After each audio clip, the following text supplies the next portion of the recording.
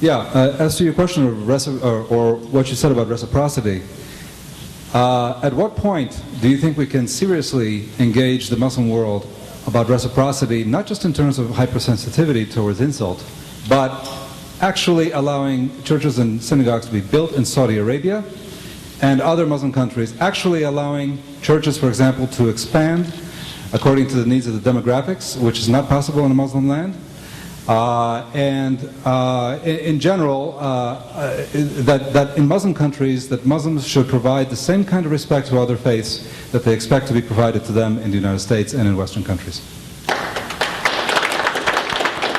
I'm all for that.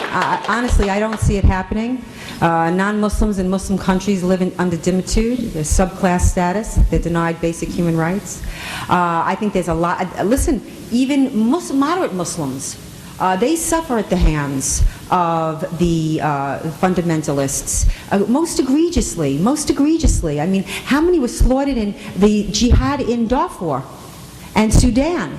And again, this misrepresentation of the war in Sudan. They never discuss it in the terms of, and the motivation of what it is, and that is jihad. So if you have any ideas when the Saudis are going to build a big shul, I want to go. So you let me do it. Well, you know, it's interesting to note that at the time of Muhammad, there were three very large Jewish tribes in Medina. The Banu Nadir, Banu Kainuka, and Banu Qurayza. And so they should be accorded a right of return, I think.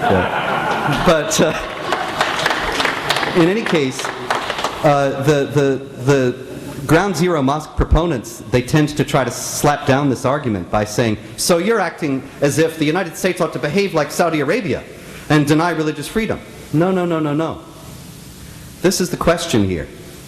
That if Muslims are demanding rights in the United States that the states they came from are not willing to accord to their non-Muslim citizens, then this ought to be an opportunity for the United States government to put pressure upon those governments to improve their human rights record.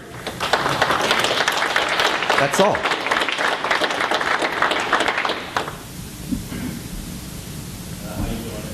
Okay. You know, I find it ironic that you're sitting up here talking about freedom of speech and you start off this question and answer period with a lecture telling people to keep it chill, but I don't know. We're adults here. We don't need that. I'll come to your talk. Set it up. Oh, I'll be more than happy to invite you, babe. Great. So here's the thing I got an issue with. You brought up the mosque, how far it's far away, how far enough. You say a couple of blocks. I went to the August 22nd one. I know you didn't have anything to do with that rally. The August 22nd. I know you didn't have anything to do with that, and I know Why don't you ask me about the ones I did? And I am going to talk about the one you did, the one on September 11th. I know that you have been involved with trying to prevent the public school in 2007 from being built. That's far enough away. We had Deborah Berlin. The Islamic public school? Yes. I believe in separation of church and state. I believe in separation of mosque and state. Okay, down the line, it would be, if it was Jewish, if it was, I don't believe public taxpayer dollars should be used to build an Islamic public school. Fair enough, but I'm not done. I am not done. We have mosques and Islamic centers all over this country being threatened, people trying to shut it down, whether you're talking about what's going on over Manhattan, or Michigan, or California, Tennessee, and we're also talking about even in England. And on top of that, hold on. No, you're throwing too many things. I have to address. You gotta let me finish. The mosques are not being protested. No, you can't just throw stuff out there that's not true. Specifically, radical mosques that are tied to the Muslim Brotherhood. Radical mosques in Staten Island, it was the Muslim American Society. In Brooklyn, it's the Muslim American Society, the public face of the Muslim Brotherhood since 1993. Mosques are not being protested, and by the way, according to the FBI last week, hate crimes against Muslims are at their lowest level since 2001. So you know, color me skeptical here. I got another issue. What's up with this English Defense League? What's up? Are you supportive of them? I absolutely support anyone who's standing up for basic freedoms in their country. Those boys... The only thing that separates them from being Nazis is that they changed From Jew to Muslim. Oh, that's they ridiculous. do everything else Listen, but. listen, They're even no, associated. This is a narrative. This is a narrative, and like I said, like Robert said, get your own room. The English Defense League is a bunch of lads that's what they call themselves. By the way, the group started in June of last year, 2009, when Muslims were berating returning soldiers, calling them baby killers and murderers. And so this group started to protest that kind of behavior. They are not violent. They only they march against Islamic supremacism. They march against. Now, am I tied to them? No. Am our groups in any way, shape, or no?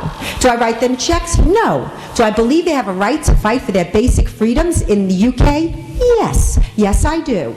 And did the leaders get kicked out of this country when he tried to go to your rally? Yes. Did the members of that organization get the hotel rooms raided when they went to your rally? Who raided their hotel rooms? Who raided their hotel room? Oh, you did not read that report? Who raided? All over the news? All over, was it at your Watch? Who raided it? You tell me these boys were victims, and you're blaming the victims? They were victimized by something? Who raided their rooms? Oh, please. Okay, we need to move on to the next question. Yeah. Next question. Yeah. No, it's not that. Thank you. I'm not. I like the EDL. Next question. I like them. Maybe you ought to learn more about the fascists that they protest. So let me thank you for having the guts and the bravery to say what you say. A comment and a question. The 9/11 situation, they did not care if they killed 10,000, 50,000, 100,000, 200,000, 1 million people. They didn't care about that. It was irrelevant. Someone told me that if I went to a Muslim country, I'd be called a dimwit or a dahimi or what is dahimitude? I don't understand that concept. Could you explain it so that we can understand what our rights would be? Yes, I would love to, and then Robert, of course, the scholar will take over. Dimitude, as coined by the world's leading scholar on Islam in the West, Bat Yayor. I strongly recommend. I know that she's on all of your curriculum and syllabus, I'm sure of it. BATYE''OR. To be a dhimmi is to be allowed to live. It's the third choice, so to speak. You have three choices in Islam. To convert, to submit, to convert, to die, or to live under dhimmi status, which is a non-Muslim living in a Muslim country. You're denied basic human rights. It's a subclass status. You pay an exorbitant tax, a poll tax called the jizya. Say that right? Yeah, thank you. And that's how they funded most of their, their war games. But I'm going to let Robert really. You should get the best. The status of dimitude is founded on the Quran, chapter 9, verse 29, which says, "Fight against those who do not believe in Allah or the last day, and do not forbid what He has forbidden.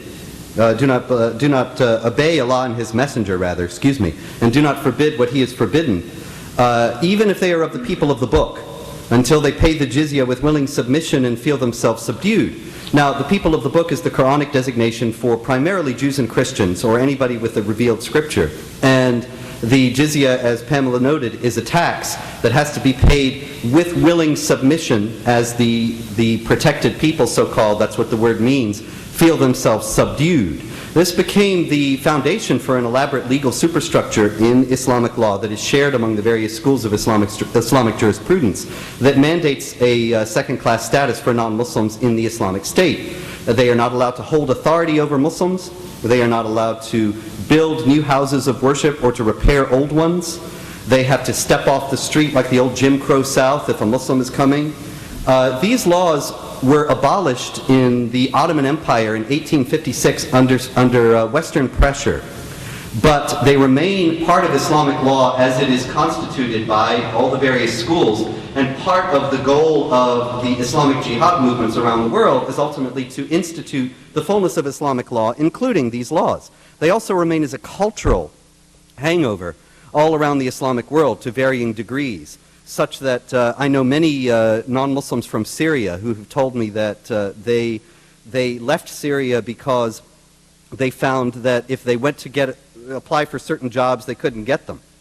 there was a kind of quiet discrimination. If you were a Christian in Syria, you could rise so high but no higher. The Christians in Pakistan are known by a derogatory nickname, street sweepers, because that's the kind of jobs that they have. Street sweepers, garbage men, and so on. They can't get better jobs because they're not allowed to hold authority over Muslims. There were actually many incidents in Baghdad of marauding bands of people knocking on doors in Christian areas and demanding payment, demanding the jizya, because the state authority wasn't enforcing it, but because they find it in the Islamic scriptures, they believe that it ought to be collected, ought to be enforced. They found it a nice way to make a little bit of a living. In other words, these things are still very much part of the cultural consciousness in very many parts of the Islamic world. It's devilishly hard, so to speak, to get a permit to build a church.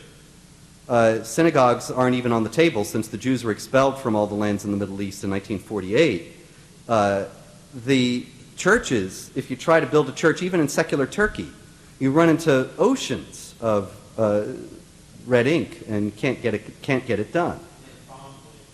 Yeah, oftentimes. And the systematic and ongoing harassment and discrimination against the Coptic Christians in Egypt is also a manifestation of this. And so we need to keep in mind that when the Imam Rauf is speaking about Sharia, this is part of what he means. Hi, Mr. Spencer. I was about to actually ask you to explain to the audience who may have not read your books about the Islamic doctrine on the relationship between Islam and other religions, and in addition to treatment of non-Muslims in the dhimmitud status, which you've just taken care of a lot. So I'm going to modify that to, can you give us documents? People might think that, oh, well, that's just old stuff, 14 centuries old. Can you give us a bit of an explanation of really the track record and also what's going on currently that's documented daily occurrences in sites like Gates of Vienna or on your site, and the oppression in Pakistan, the Copts in Egypt, how churches and people just practicing their own religions in Islamic countries are really treated today, you know, as a sign, because there was mentioned Islamic respect for other religions. Can we get a statement of what the Islamic respect and tolerance in action today? Can you give us an opinion? Yeah, I'll give you a couple of examples. Very recently, just today, as a matter of fact, it was in the news. I haven't been able to put it up at Jihad Watch yet, but I will. There was an arrest in Saudi Arabia of 13 people who were daring to celebrate a Roman Catholic Mass. And this is, of course, a very great crime in Saudi Arabia because Muhammad, the Prophet of Islam, said on his deathbed, "Expel all the Jews and Christians from Arabia." Now, the Saudis take that very seriously, but in a very legalistic way. They have thousands of Filipino guest workers who are Christians. But as long as they do not practice their faith in Saudi Arabia, then they are welcome there. Then they are not considered to be Christians as such. But if they dare to even possess a Bible or a prayer book or rosary beads or anything that is Christian, then they are subject to arrest, deportation, even long-term imprisonment. And there have been many examples of this, and the one today is another. In Indonesia, just last week, moderate Indonesia, there were riots because there were announced plans for Christians to build a church. It wasn't even a church, oddly enough, where Christian extremists had previously committed mass murder against Muslims. They didn't even want to build it on a site like that, and of course there's so many sites like that. No, this was just a church that the people in the local area wanted to build. The Muslims found out about it, and as I told you a minute ago, under the classic laws of dhimmitud, Christians are not allowed, non-Muslims are not allowed to build houses of worship in an Islamic land. And so there were riots and killings, and the people are in hiding now, and you know, they ain't going to build their church. This is the kind of thing, unfortunately, that Christians face on a more or less daily basis in places like Egypt, Pakistan, as well as Indonesia. And the evening's last question. Okay. I want to ask you a question about I mean, the mosque question is really, you're making a connection between Islam as a whole and this, you know, and 9/11. You say there's a connection between, you say you don't have anything against Muslims except that their religion is a threat to the West in itself. But I mean, I don't see how, and please explain this, how you can hold a whole group responsible for the actions of individuals, or what the relevance is of things that happened 1,000 years ago, and the relevance too of this one thing. I mean, I don't mean to go on and on. I got you. I got the idea, I think. No, but this is an important point. Look, 2 weeks ago, they just finished an arms deal of $60 billion between the U.S. government and the government of Saudi Arabia. You mentioned Pakistan. Yeah. And then you also, you know, mentioned Egypt. Look, Egypt's the #2 recipient of military aid from the U.S. Yeah. Look, those two countries, Saudi Arabia and Egypt, don't even pretend to care about human rights. That's correct. The case of the 9/11, all but one of the hijackers were Saudi. But they don't have a war against the West, the Saudi royal Oh, sure they family. do. See, this is the perils, my friends, of believing your own propaganda. Your propaganda sheet out there said that we're doing all this. I'm not with them. I'm saying, look, I'm saying the U.S. government is real. You asked a question. I got the question. I'm going to answer it. The propaganda sheet out there said that we were doing all this because of the American military machine, you know, to justify this, and we never say anything about the Saudis or Hosni Mubarak. That's ridiculous. I think that the idea that Saudi Arabia is an ally of the United States is a ridiculous and ultimately possibly very lethal joke. And I have no interest in defending the United States making arms deals with Saudi Arabia or being a recipient, or Egypt being a recipient of U.S. aid. I think that is stupid, it's suicidal, and it's evil. No. In this case, and to religious freedom? Is it the government of the U.S. for giving $60 billion worth of arms to Saudi Arabia, or is it that imam in New York? Well, insofar as the government of Saudi Arabia is using $60 million to finance the global jihad, then obviously the government of Saudi Arabia is a bigger threat. It's the government of the U.S. Yeah. We're talking about the mosque here tonight. You didn't ask me, is this the biggest threat facing the world today? Come on, be serious. You asked me to come here. Well, you didn't, obviously. But we were asked to come here to talk about the mosque. We didn't come here to talk about the mosque in any sense of saying, this is the biggest problem facing the world today. Come on, get off it. You can't even believe your own propaganda. You must not. Now, as far as your first question goes, this is very important and it has to be addressed. The idea of demonizing all Muslims. That's ridiculous, and nowhere have I ever done this. This is just yet another propaganda point. The idea is this, that Osama bin Laden and others like him justify 9/11 and other attacks like it on the basis of Islamic texts and teachings. And as I said before, they make their appeal to peaceful Muslims in the Islamic world and in the United States by presenting themselves as the exponents of pure and true Islam. That's what Salafi means. They're the pure ones, the true ones. And so that is a challenge that other Muslims have to counteract. And the idea that the Imam Rauf is somebody who's counteracting it when he's being so deceptive, when he's being so dishonest, and when he's openly fronting for Sharia, well, I think, you know, find yourself somebody better to be the front man for this. But the fact is that if you are going to talk about this realistically, obviously all Muslims are not responsible for anything. Nobody's responsible for anything anybody else does. I'm not responsible for what the EDL does. And all Muslims are not responsible. The only Muslims who are responsible for 9/11 are the ones who committed the act. But the question is, if a Muslim believes in the same things that led to 9/11, then he is a matter of concern. He could hurt you. And you need to be aware of that. And there are plenty more Muslims than you obviously are aware of who believe in exactly those same things that Osama bin Laden believed. Because those things, the case that they make for being the true and pure Muslims, is a very well-grounded case on the Quran and Sunnah. I'm not saying it's absolutely right, and I would be very happy if some Muslim were to be able to construct some version of Islam that was all about peaceful coexistence and didn't have those elements, and was able to convince vast numbers of Muslims that this was the true Islam. But it ain't happening. And so, as long as it's not, we have to just face this realistically. And insofar as somebody like Rauf is propounding for Sharia, that's something that I am going to stand up and say, that is against human rights, that's against human dignity, and we have to stand and resist it.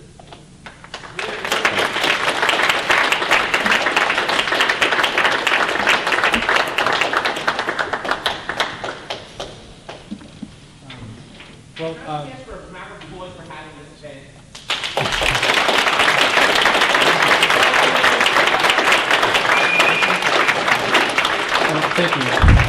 And I just wanted to thank all of you guys because do you realize what we just did? We had a dialogue, and that is what Temple, excuse me? We had a dialogue. Without this opportunity, would this have happened on Temple University's campus? No, no. It has. Excuse me, you are the ones who claimed to want to engage in dialogue with me. You ambushed me. You do not believe. Excuse me. Okay. The Religious Studies Club has no credibility with me, and you know that's just the fact. That was the first impression. So I want to thank everybody for coming out and engaging in dialogue. That's the whole purpose of Temple University purpose, and I want to thank again our speakers, Pamela Geller and Robert Spencer.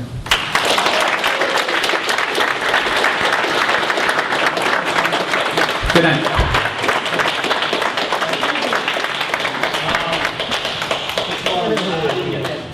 Oh man, please. Who did? And we also militarily funded him. So let me ask you a question. We funded him and gave him weapons to do what he did. What justifies Islamic mayhem and murder in the world? What justifies capitalist imperialist murder? What did the Imam do? What did David Khan do? So what justifies... You just said behavior counts. The people who are trying to fight Islamic said they haven't done anything. We armed Saddam. What justifies imperialist... I'm so happy to live here and to be under our democracy and have the right training. So we were never... Those are all the ways that we are. What is there to do with it? No, we... Whether or not... I don't know if you're wrong.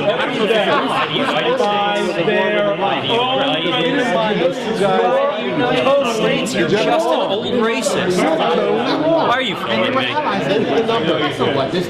You're totally wrong. And why a racist? How am I a racist? You're making a Talking statement. to you. You're a racist, obviously. Because you told me. This guy with told blood. That is not hilarious. It's sad that you would revert to The United States is not an imperialist country. We're not the main perpetrator of violence in the world. But that's going to sound like... Are the police the main perpetrator? The United States is the only country that has conquered other countries. Imperialist Marxist. Right. It gives me that right by taking... Police the main perpetrators of violence? The police department or the criminals? Look at the case what I brought up. What case did you bring? Like your Palestinian people who blow up.